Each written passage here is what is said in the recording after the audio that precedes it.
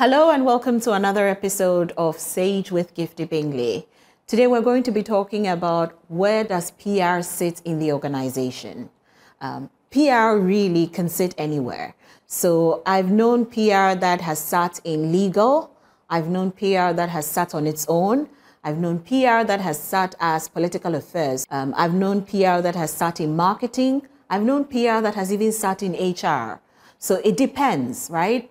On the type of organization and what works best for the organization.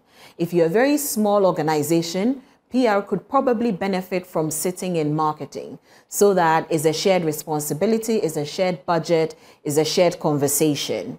If you're an organization that is big and PR really is a focus for the business, you could sit on your own. PR could also sit with legal and manage communications from there in terms of reputational issues. So what's the fuss about it? I don't think, there's a clear-cut way for where PR should sit.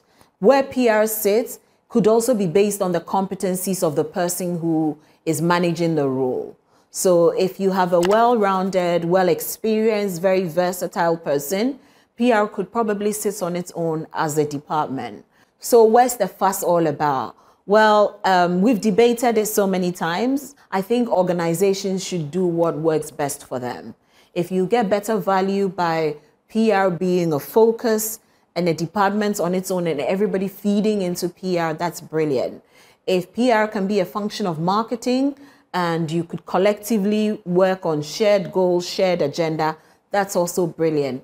If it's a business that is not necessarily into retail, and therefore you want PR to sit in legal, it is also quite possible. So PR really can sit anywhere. But the top two things which are important to that is, one, the competency of the person who is handling the role, and two, the type of business that the PR is functioning within. Hope you've learned something useful. See you in the next episode.